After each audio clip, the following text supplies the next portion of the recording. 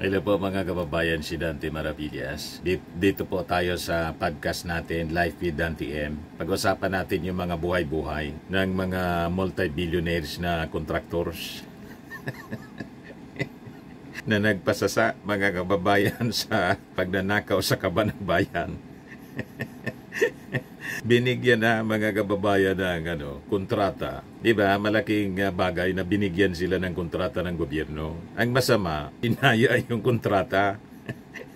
In worse, kung walang pinatrabaho, tulad ng nadiskubre ng ating Pangulong Bongbong Marcos sa Bulacan, yan ang matindi. Malaman po sana na problema kung magnegosyo sila sa gobyerno. Kasi mga accredited contractors naman sila. At hindi naman kaya na lahat ang gobyerno ang magpagawa niyan. Importante din ang mga contractor sa mga infrastructure projects ng ating gobyerno. Kaya lang, yun na nga, pagdinaya o ngayon, pinatutsadahan mga kababayan ni Pasig City Mayor Vico Soto. Nag-post sa kanyang Facebook account. Pinatutsadahan si Corina Sanchez tapos si Julius Babaw. Ayan Vico Soto, kinastigo sina Julius Babaw, Corina Sanchez sa paid interviews kina Diskaya. Itong si Diskaya, yung kontraktor po na nakalaban niya sa politika. Ayan po, yung mag-asawa na interview din ni Julius Babaw at ni Corina Sanchez. Inaakusa mga kababayan ni Vico Soto, nabayad yung interview, 10 million daw. Pumalag si yung team ni Corina Sanchez. Wala man na niyang 10 million. No such thing as 10 million. Corina Sanchez team responds after Vico Soto slams interview with Diskayas. Binayaran daw kasi, bayad yung interview. Para ma-interview si Diskaya, yung mag-asawa, nagbayad ng 10 million. Ganon mga kababayan. Yan niya, Mr. Maravillas, ang posisyon mo niyan. Yung interview po, hindi ko alam kung bayad talaga o hindi. Pero nakatulong din yung interview. Kasi sa interview yon, nabulgar yung matindi na kayamanan ng pamilya Diskaya, o di ba? Ipinagyabang mga kababayan yung kayamanan nila na ang sabi, dating mahirap lang sila. O yan exclusive. Ate Sara at Kuya Curly, dating mahirap, naging bilyonaryo. Yan tinanong ni Julius Babaw, ano yung parang naging gateway para gumanda ang buhay ninyo? Sagot mga kababayan ng mag-asawa, nung nag-DPWH kami. Nagpayaman sa kanila yung DPWH. Madaling sabi, lahat mula sa taxes ng mga mamamayang Pilipino, yung kayamanan nila. Matindi po yung mga luxury cars. Tignan ninyo ang ilang mga luxury cars ito. Yung nakikita lang natin 1, 2, 3, 4, 5, 6. Yung nakikita lang natin.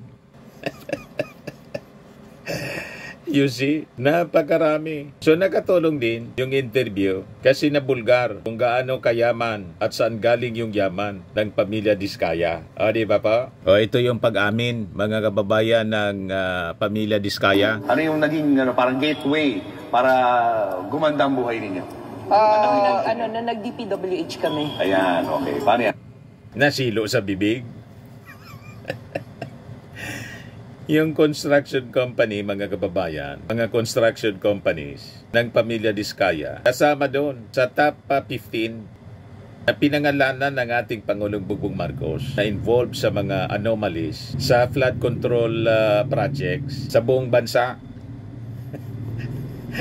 You see? Ito yung post ni Vico Soto, mga kababayan, 20 hours ago. Sabi ni Vico Soto, with these interviews niya, again, going viral, let's look at it from a different angle. Bago tanggapin ng mga kilalang journalist ang alok para mag-interview ng kontraktor na pumapasok sa politika, hindi ba nila naisip na, teka, ba't kaya handa to magbigay ng 10 million pesos para lang magpa-interview sa akin? Hindi natin alam kung saan nakuha yung information ni Mayor Vico Soto na nag-alok ng 10 million pesos yung mag-asawang Diskaya para interviewin lang ni Corina Sanchez at saka ni Julius Babaw. Ang maganda niyan, Mayor, magpakita ka ng resibo.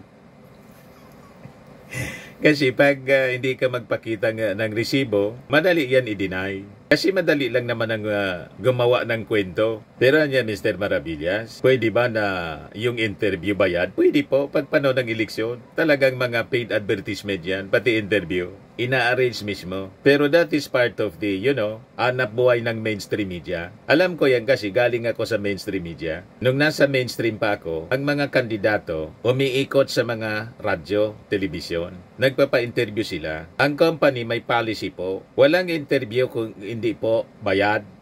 Kasi siyempre, gumagamit sila ng media. Legitimate naman po yung media na transact ng business sa mga politiko. Ang tawag niyan, political advertisements. Anyway, marami silang donations na pondo galing sa mga contractors. Ito, mismo ng contractor eh. Basta hindi po sumubra, mga kababayan, sa limit ng paggastos based sa Omnibus Election Code, okay lang yan. Kaya lang, lahat man siguro sobra ang gastos kasi bumaba ng pera.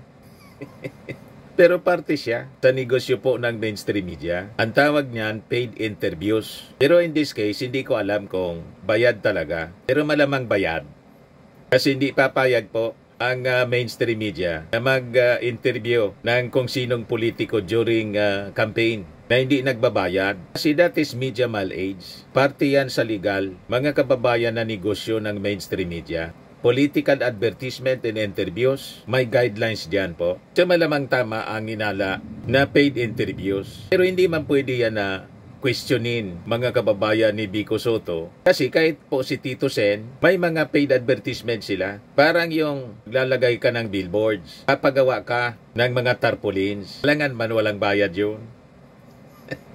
Di ba? Kasama yan sa election expenses. Kaya nga po may mga nagdo-donate sa kanila, campaign funds, para gastusin po sa mga patalastas, sa radyo, telebisyon, pati mga interviews during election po, bayad yan. Pinagbabawal sa amin po na mag-interview ng politiko pag walang kontrata. Bawal. That is the policy of the company. Pag hindi ka nag-remit, pwede kang matanggal. Kasi ibig sabihin, binulsa ang nag-interview yung perang bayad ng politiko. So that is allowed para lang po maintindihan ninyo. As part of the business ng media, mainstream media, ang tawag sa mga advertisers po, media buyer. I must know kasi galing po ako sa galing po ako sa mainstream. Diyan din po kinukuha yung pangsweldo ng mga staff, operations ng company, everything. Then income ng may-ari ng television o radyo. Kasi ang media po, it's a business, negosyo. Pagkatapos gagamitin ng mga politiko ng libre yung interview. Hindi man po maaari ang ganun. Magpapasikat sila, nakilala ng mga tao, kanilang pagkandidato libre, pero yung paggagawa nila ng advertisement, tulad ng tarpaulin, may bayad. Kasi siyempre, babayaran mo yung pagpagawa ng tarpaulin, pati yung ad space, mga billboards, may bayad yan. Kailangan man wala. Anong ipapasweldo ng company ng mga billboards sa mga tao nila na nagkakabit ng mga tarpaulins, di ba?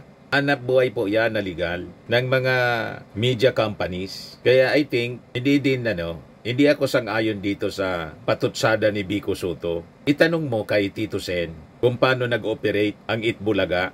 Ganon ang may mga agents nga sila. May rates yan mga kababayan. Si Julius Babaw is operating his own independent production company. Si Corina nasa bilyonaryo news channel. So siyempre, kung si Corina yung contact, bayad yung airtime pagkatapos, malamang may commission din sa 10 million kung totoong 10 million. May commission man siya doon. Usually po, sa mainstream media noon, binibigay sa amin 15%. So, kung 15% ng 10 million, ang share ni Corina Sanchez kung siya yung agent, kay Diskaya, kung totoo sa amin kasi 15% dito, 10 to 15%. Minsan binababa, depende sa may-ari. Minsan 10% na lang. Pero kung 15%, halimbawa, 1.5 million din yung komisyon sa isang interview ni Corina Sanchez. That is legal. Kasama yan sa hanap buhay namin sa mainstream media sa panahon ng eleksyon. Hindi yan pwedeng questionin. Ano naman kami mabubuhay? Ang mabuhay lang pala yung mga politiko. Pagkatapos nilang manalo, wala nang paki. Sige na lang ang kubra.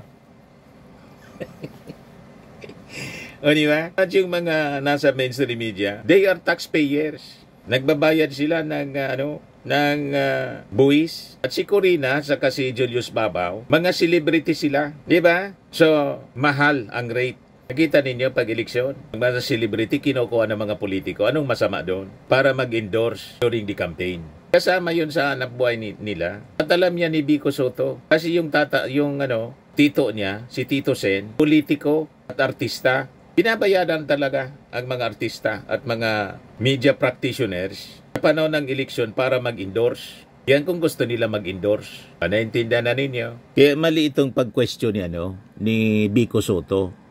Nasabi niya, hindi ba nila naisip na, oy, teka, ba't kaya handa to magbigay ng 10 million pesos para lang magpa-interview sa akin? Ngayon, kung nagnakaw, halimbawa galing sa nakaw yon na 10 million, hindi na yon sagutin ni Corina Sanchez o kaya ni Julius Babaw. Kaya boli ninyo si Diskaya.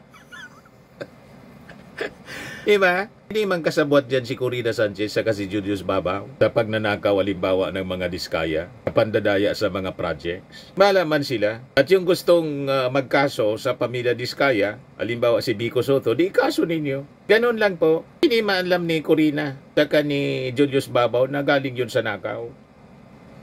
Although, makaduda talaga kasi yumaman sila dahil sa pagiging kontraktor. Pero sagutin nila yon, problema nila yon. Hindi man problema na nag-interview. Tama pa. Saka, ang tao, halimbawa itong pamilya Diskaya, iba na akusado po, inaakusang nagnakaw, halimbawa, tulad ng pamilya Marcos, inakusang nagnakaw, dumikit na yung salitang magnanakaw. Pero tingnan ninyo, wala man na patunayan. Ito, kung talagang nagnakaw itong mag-asawa, kailangan po patunayan. I-prosecute po at ang sino mang akusado, until proven guilty beyond reasonable doubt, inosente po. Yan ang sabi sa batas. Si Binay nga ngayon, mga kababayan, after na iakusa ng pagnanakaw po, promulgation po, not guilty. Napawalang sala, ipakita ko po sa inyo. Ayan o, Sandigan Bayan clears Binay's 22 others in Makati car park case. Kalalabas pa lang na balita, not guilty.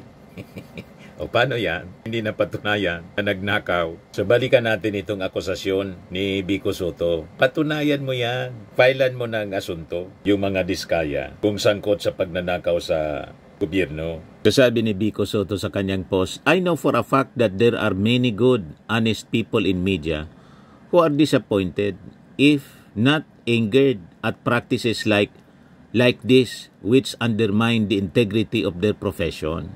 In this case, maybe they did not do anything technically illegal, but at the very least, it should be considered shameful and violative of the spirit of their code of ethics.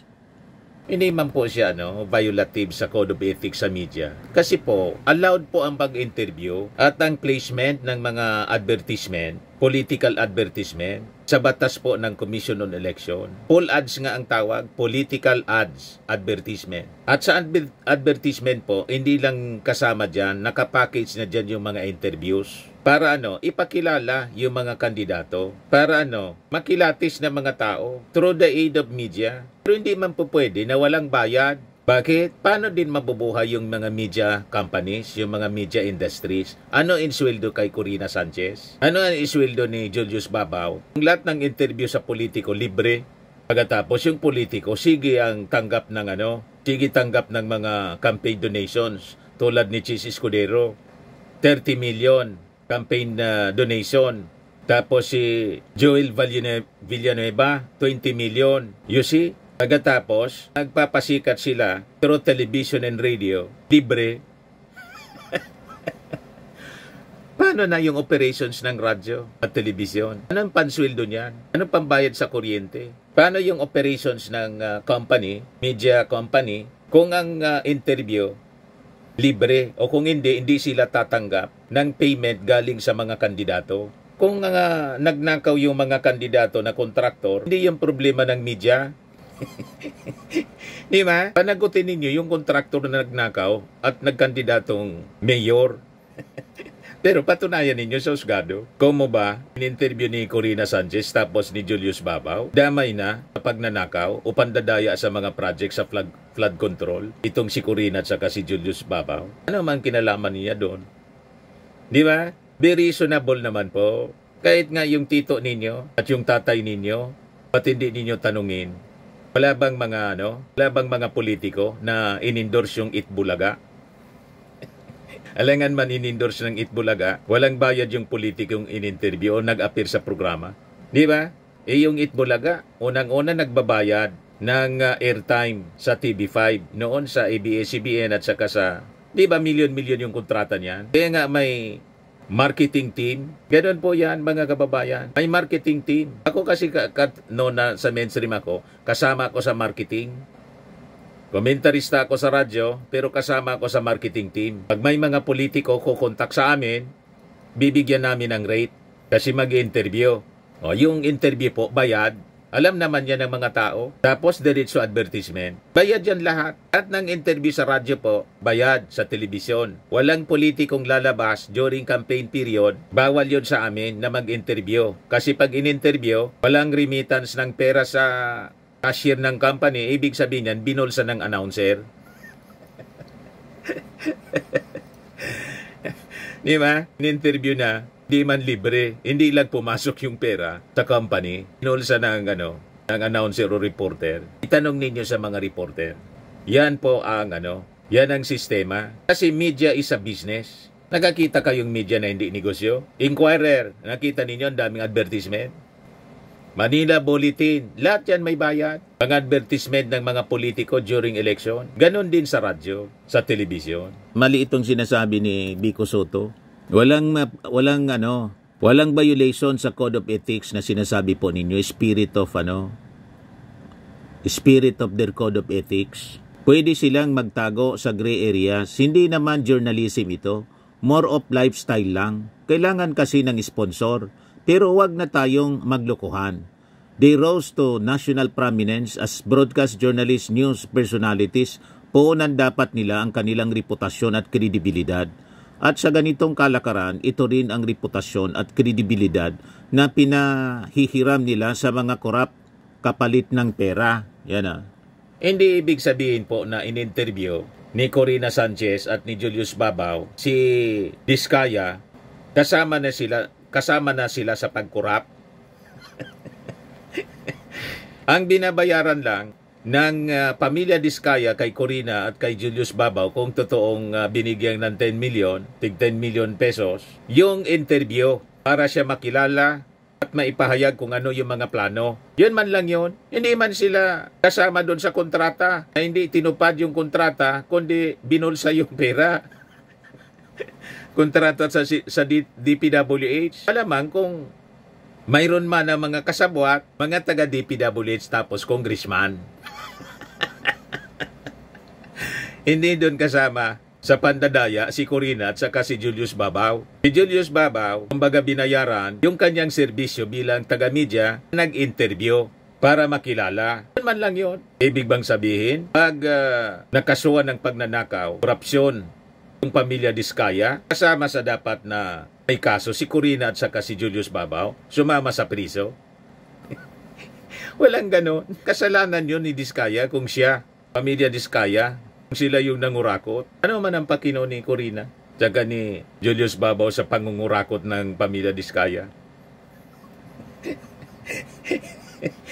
Sumobra pagpalinis ni Vico Soto, pabida, pumunta ka sa congressional investigation. O kung hindi, wala kang tiwala doon sa Kongreso, di doon ka sa Senado. Hindi ka rin tiwala sa Senado, may bill si Tito Sen, yung tito mo, na bubuo ng independent commission. Doon ka magsalita. Hindiin mo na itong pamilya Diskaya na kalaban mo sa politika para makulong. Yan ang dapat gawin mo po, Vico Soto. Huwag masyadong pabida. tulad ni Magalong, grupo ninyo, pabida masyado. Sabi ni Richard Gomez kay Magalong, sige niya putat nito ang clean mayor, patama kay Magalong. Kanya-kanyang pabida mga kababayan ngayon. Matapos na ibulgar ng ating Pangulong Bongbong Marcos na pinsing mga contractors, sabit dito po sa mga anomalous flood control projects. Sabi niya rito, let's remember that corruption is systemic. It permeates into every sector of society, not just government. But we can slowly but surely break the cycle if more and more of us consistently do our part, whether we are and whatever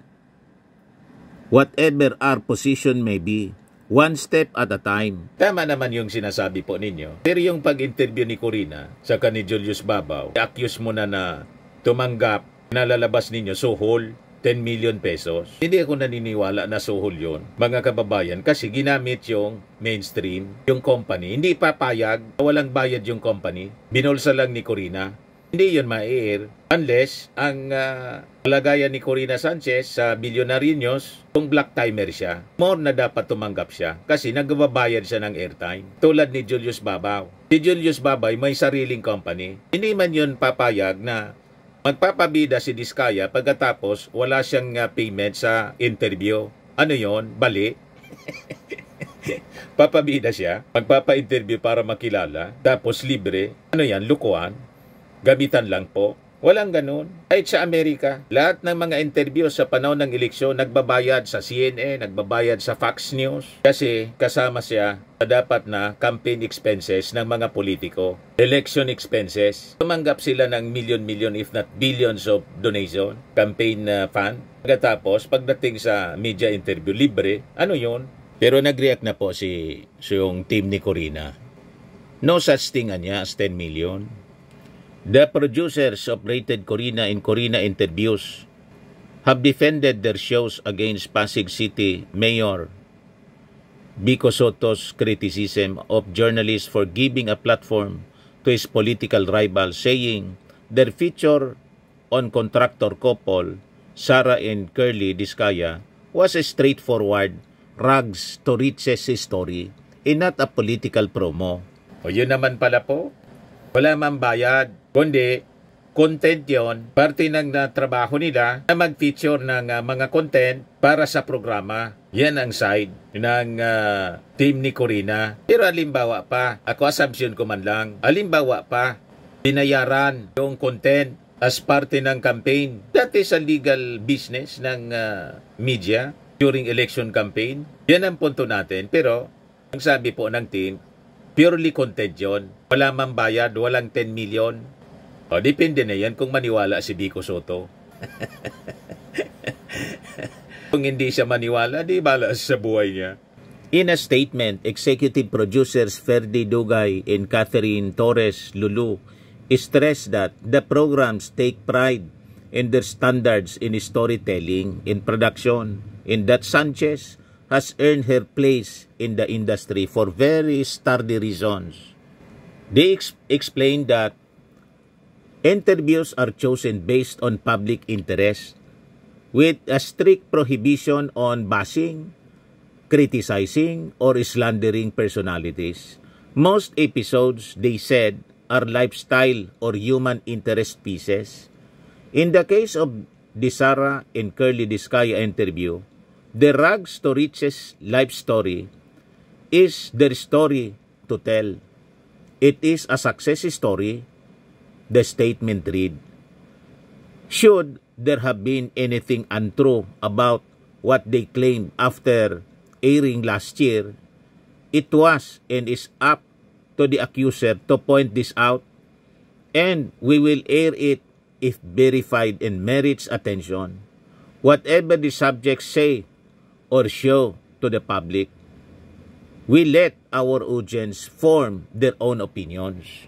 So yung design ng programa po, yung content niya, para mag-inspire. Ngayon, kung sa tingin ni Vico Soto, hindi inspiring ang buhay ng mga Diskaya, i-prove niya na hindi inspiring. I-prove niya na ang mga kayamanan niyon, lahat nakaw.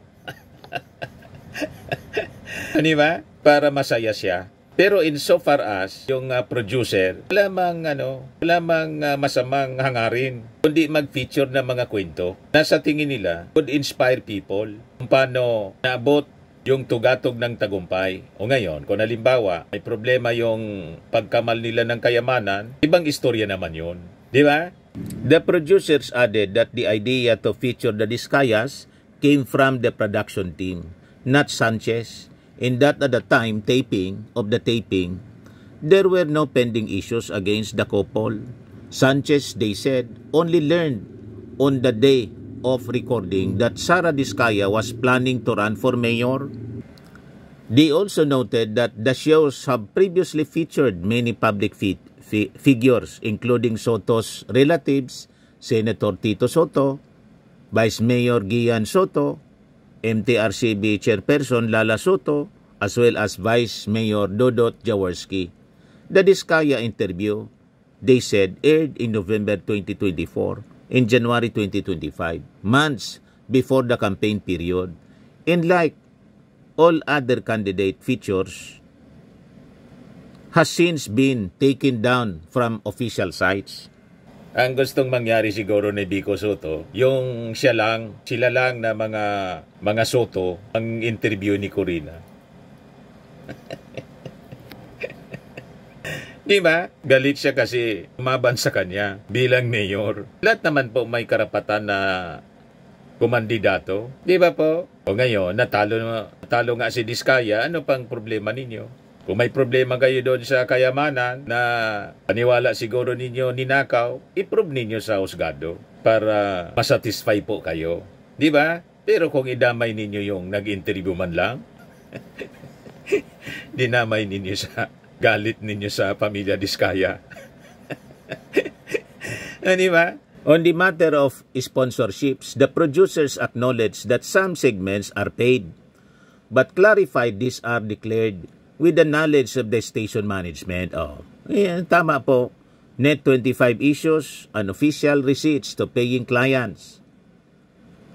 There is no payment for airing on any ABS-CBN platform. Everything aired is declared in above board. They dismissed Soto's claim of a 10 million interview placement as an outrageous misrepresentation, malicious insinuations, posted on Facebook, which publicly besmirches the reputation of our shows, or Ms. Sanchez clearly constitutes cyber libel, sabi po sa statement. Pailan na ninyo ng cyber libel para tumino itong masyado nang kasi lumaki na rin yung ulo ni Vico Soto. Lagi kasi siyang pinipraise, lalo ng mga dilawan. Kaya lumaki na rin yung ulo. So, kailangang pukpukin na siguro din. Kailan na ninyo ng cyber libel para matuto. Masyado ng mayabang. Batang-bata pa kasi, mga kababayan, naging mayor na. Kaya medyo yumabang na din. The producers also emphasize that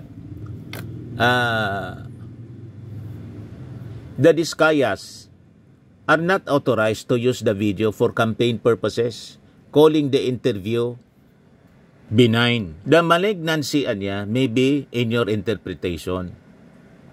Sabi nila kay Vico Soto, while we recognize free speech in the platforms with which we express opinions, there is also such a thing as thoughtful restraint that benefits truth and fairness. We all claim to be Christian after all. Ito yung interview ni Corina kay Sara Diskaya. So anyway, mga kababayan, baka mag-file nga ng cyber libel laban kay Vico Soto. Kailan na ninyo para mabigyan din ng diksyon itong batang ito? Masyado nang yumabang. So anyway, ito pong ating programa. Atid sa inyo nitong ating napakagandang product. I am Worldwide Amazing Pure Organic Barley Powdered Drink Mix from Australia. Pwede kayong mag-online business din ito, tulad namin. Mag-message na lang po kayo sa amin, kundi sa aking anak na architect entrepreneur, Riz Maravillas. O laging tatandaan po, sa buhay, you become what you believe. Ako po si Dante Maravillas. Bye-bye. God bless.